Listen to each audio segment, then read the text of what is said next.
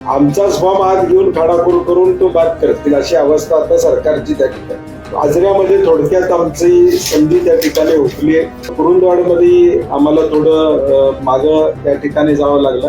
काँग्रेसला जवळजवळ 3000च्या वर जागा लढवल्या होत्या आणि आता जी प्राथमिक माहिती आलेली आहे तिथं 1000 जागा किमान काँग्रेसच्या निवडून महाराष्ट्रामध्ये आलेल्या आहेत आणि जवळजवळ 50च्या पुढे नगराध्यक्ष पदाचे उमेदवार काँग्रेस पक्षाचे त्या ठिकाणी आलेले आहेत.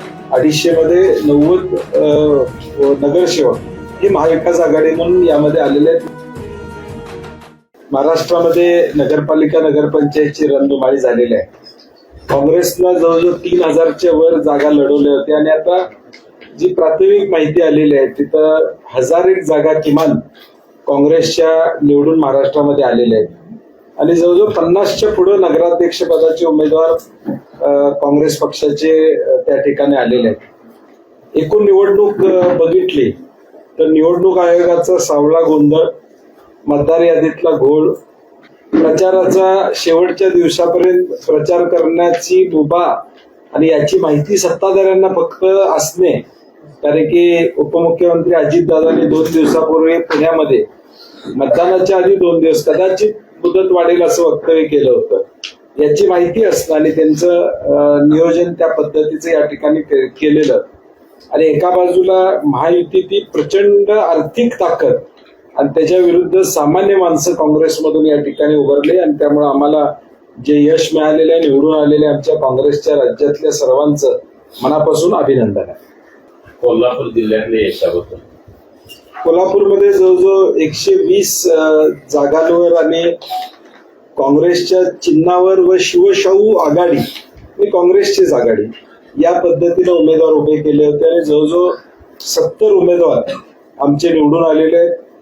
वडगावमध्ये त्या ठिकाणी विद्याताई पोळ यांच्या नेतृत्वाखाली नगराध्यक्ष आणि पॅनेल तिथं निवडून आलेला आहे. शिरोळमध्ये पृथ्वीराज यादव, गणपतराव पाटील साहेब असतील, राजू शेट्टी असतील यांच्या नेतृत्वाखाली आम्ही काँग्रेसचं पॅनेल केलं होतं. तिथेही नगराध्यक्ष आणि आमची सत्ता त्या ठिकाणी आलेली आहे. आजऱ्यामध्ये थोडक्यात आमची संधी त्या ठिकाणी हुकली आहे.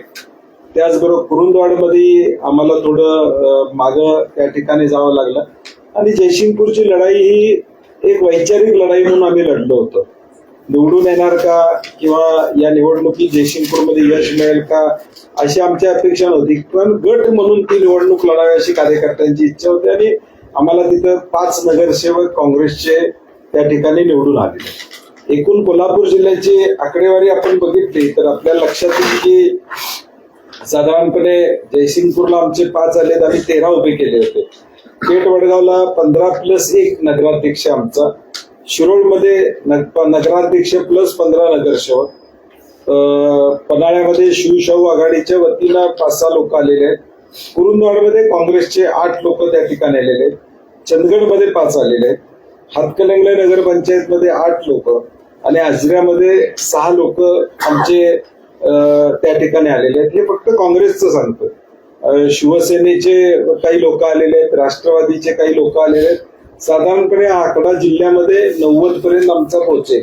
250 मध्ये 90 नगरसेवक हे महाविकास आघाडी म्हणून यामध्ये आलेले आहेत. मला वाटतंय पलीकडची ताकद बघता आणि एकाएकी आम्ही लढाई दिली होती त्यामध्ये यश आमचं निश्चितपणे चांगलं आहे असं माझं मत आहे. नाही, चिन्हाच्या बाबतीत आघाड्यांची चिन्ह हे फॉर्म भरल्यानंतर चिन्हाच्या बाबतीचं धोरण निवडणूक आयोगानं जाहीर केलं की नगराध्यक्षाला 1 चिन्ह असेल, नगरसेवकाला 1 चिन्ह असेल, हे आधी जाहीर करायला पाहिजे होतं. दुसरं, प्रचाराची तारीख आदल्या रात्रीपर्यंत त्यांनी जाहीर केली होती.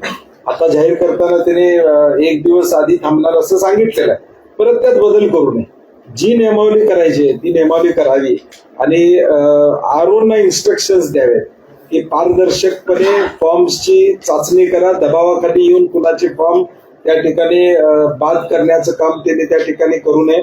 आणि आमच्या उमेदवारांना सांगितलेलं आहे की फॉर्म भरताना त्याचा व्हिडिओ काढायचा, प्रत्येक पानाचा व्हिडिओ काढायचा पुराव्यासकट. एक शेजारी वर्तमानपत्र ठेवा त्या दिवशीचं आणि त्या दिवशीचा फॉर्म भरताना व्हिडिओ हा प्रत्येकानं जपून ठेवा. कारण की आता आमचा आरोग्यावर देखील विश्वास राहिलेला नाही. आमचाच फॉर्म हात घेऊन खाडाखोर करून तो बाद करतील अशी अवस्था आता सरकारची त्या ठिकाणी.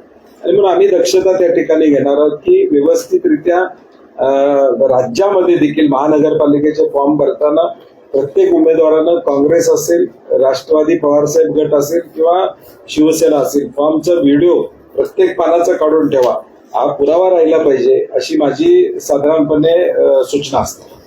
बाळ, फ्रीजमधून श्रीखंड काढ ना. आम्ही पूर्वी घरीच बनवायचो श्रीखंड, त्याची चवच वेगळी होती. आता काय सगळं रेडीमेड. आजी, हे श्रीखंड खाऊन बघ.